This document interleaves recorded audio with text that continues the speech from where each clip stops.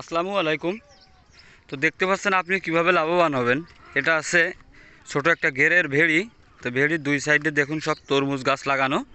এখানে কিন্তু তরমুজ গাছ লাগানো হয়েছে এবং সাথী ফসল হিসাবে দেখতে পাচ্ছেন এই যে পাশাপাশি টমেটো গাছ কিন্তু অলরেডি এক হাত মতো লম্বা হয়ে গেছে। পাশাপাশি এই যে লাউ গাছও আছে, এখানে কিন্তু তরমুজও আছে। যে একটু লক্ষ্য করলে দেখতে পাবেন যে এখান থেকে তরমুজ অলরেডি 20-30 মণ মতো উঠানো হয়েছে। তারপরেও মাসাল্লাহ এখনও কিন্তু গাছে অপর্যাপ্ত পরিমাণে তরমুজ আছে, যেগুলো একটু দেখলে বোঝা যাচ্ছে। যদিও এখনও খুব ভোরবেলা, এখনও ওইভাবে সূর্যের আলো দেখা যায়নি, তার কারণে একটু অন্ধকার লাগতেছে। তো যাই হোক, আমরা যখন বাঙালি আর আমাদের সাথে কৃষির একটা সম্পৃক্ততা আছে, সেক্ষেত্রে কৃষি নির্ভরশীল দেশ আমাদের বাংলাদেশ।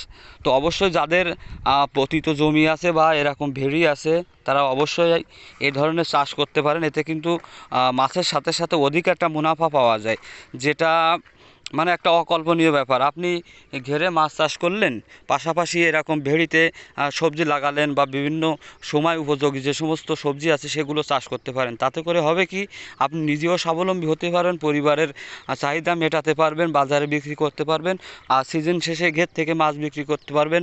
সব মিলাই কিন্তু এখানে বেনিফিটটাই বেশি।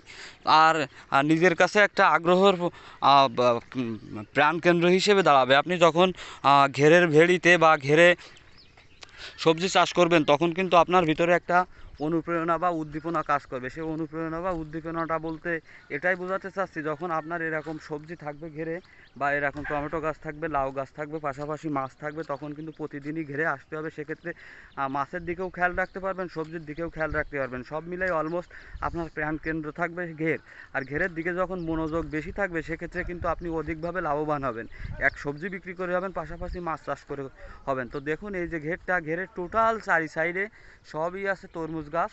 পাশাপাশি তরমুজ এখন সিজন শেষ হয়ে আসতেছে। পাশাপাশি এই যে টমেটো গাছ, কিছুদিনের ভিতরেই কিন্তু এই টমেটো গাছ থেকেও টমেটো উঠানো হবে। আর অলরেডি ওই সাইডের দিকে লক্ষ্য করলে দেখতে পাবেন যে ওখানে কিন্তু লাউ গাছ, এই যে লাউ গাছ কিন্তু অলরেডি লাউ প্রচুর ধরন দেশে। তো যাই হোক, সর্বোপরি একটা কথাই বলতে চাই যে আমাদের যাদের করার সক্ষমতা আছে, তারা অবশ্যই যেন এই চাষগুলো করি, তাইলে নিজেও স্বাবলম্বী হতে পারবেন এবং দেশকে ভালো একটা পজিশনে নিয়ে যেতে পারবেন। এই যে দেখুন।